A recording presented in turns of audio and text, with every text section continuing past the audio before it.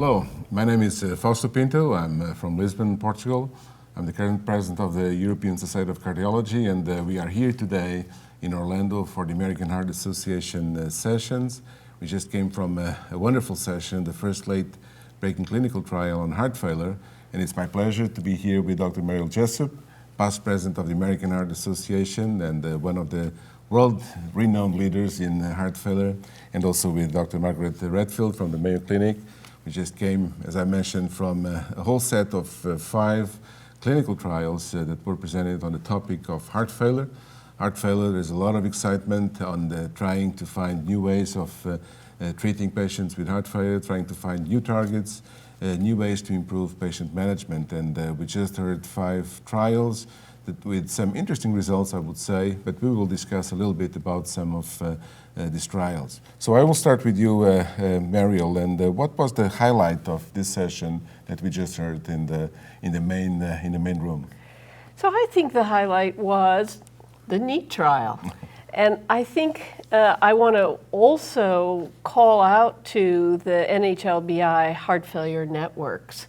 They've been a real success story. And Maggie, since you're part of them, maybe you could talk a little bit about that. Well, it's been such a great opportunity to be involved in the network. And really, you have to remember that the goal of the network is to perform studies that are relevant to heart failure. And in some of the trials, we're testing new agents, getting some preliminary data that might lead us to a bigger trial in the future.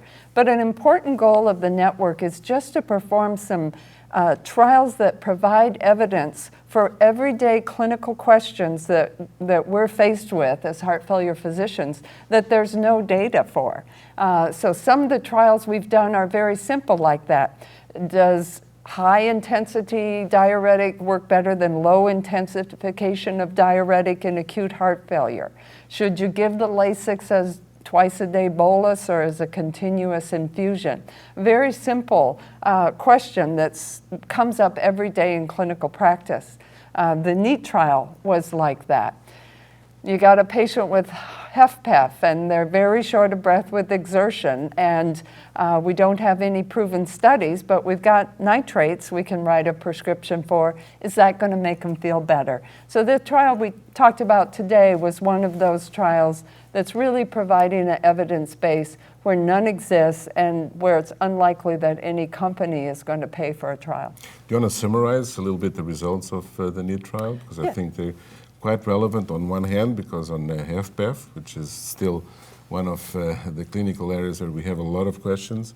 Second, also using a device, this accelerometer, which you may comment also on the potential clinical use of this device. But first, the results. Right. So NEAT was a crossover study, just like a lot of studies have been done in systolic heart failure and angina, to test the effect of nitrate on symptoms. So it was a crossover study. Every patient was randomized to either placebo first or isosorbide mononitrate first, and then crossed over to the other therapy. The primary endpoint of the NEAT trial was a little bit different. We had the patients wear accelerometers 24 hours a day throughout the study. And so the primary endpoint was, did nitrates make patients more active? Because it's so important to keep these patients active. If they're not, they just get more deconditioned and frailer. And we know that frailty and deconditioning are risk factors for heart failure and predictors of poor outcomes with heart failure. So yes, that was a different endpoint.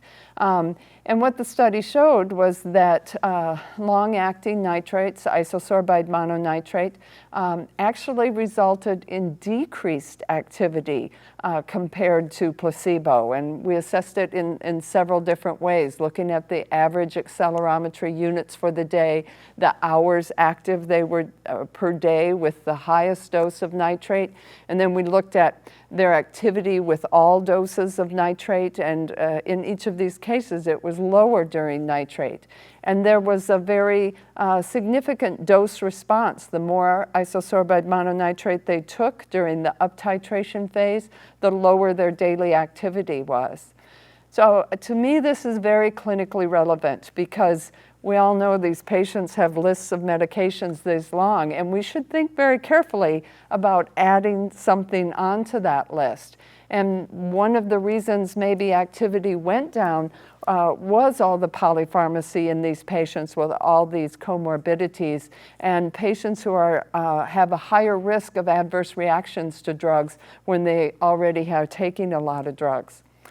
So what are, in your view, the main clinical implications? Should nitrates not be given in these patients? So what would be, in your view, the main clinical implication? Well, as a heart failure clinician, to me, the findings were fairly clear. No study has ever looked at the effect of nitrates in HFpEF. We showed no beneficial effect on 6-minute walk test. There was actually a trend towards higher BNP levels and worse KCCQ scores with nitrates, and there were significant effects to decrease activity.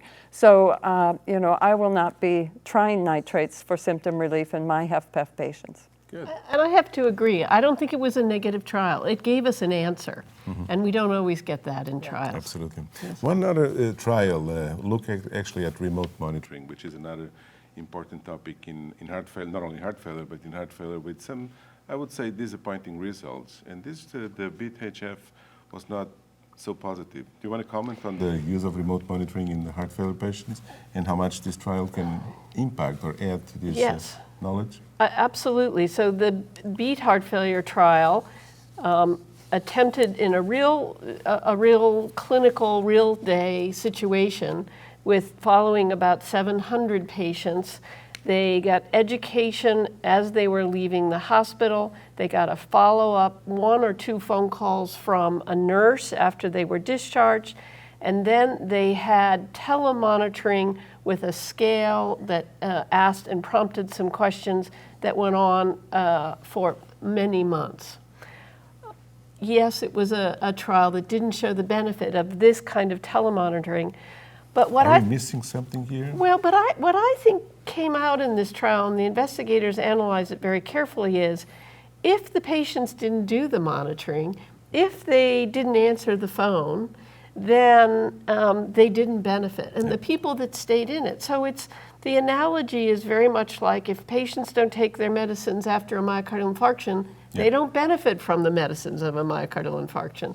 And so I think we're beginning to understand what the determinants of making telemonitoring successful. So again, patient engagement is crucial here and it's central. Do you want to pick any of the other trials? So I think we can give a general rubric for the others as new pathways. The LCZ 696 experience that was last year really opened the door for saying, let's not stay with RAS and the sympathetic nervous system. Let's move on to new pathways. And I think that that's what we see. And so today we heard about a novel new way of myocardial energy substrate in the FIGHT trial using I can't say the word ever. Liraglutide. I have a thing about it. These names. Yes, which was a negative trial. And then using an oral soluble guanylate cyclase. Soluble guanylate cyclase, which is a vericiguat, which was really looking at a dose finding. The trial didn't meet its endpoint, but there was a hint. And then finally the Cosmic HF, which was a late addition that really had some very exciting findings in this myosin activator. So I think there's hope. Absolutely. Any final remarks regarding the whole session? No, I thought it was a great session, and I echo Mariell's comments. I think we learned a lot from these studies. I'm very excited about both the myosin activator and the soluble guanylate cyclase stimulator. And I think we have our marching papers on what to do as a next step in HFpEF.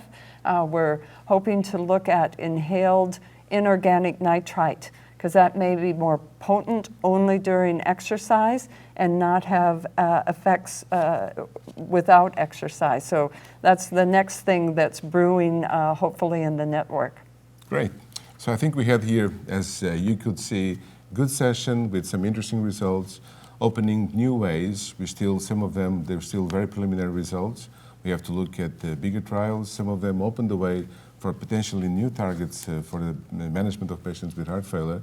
Also looking at areas like remote monitoring, which can be quite relevant, but still needing to find the way how to use them properly. And again, patient engagement is a very important area in the management of patients with heart failure. So thank you very much, both of you, Mariell and Margaret. Great session, and looking forward to new results, new questions, so we can reduce the burden of cardiovascular disease in our populations.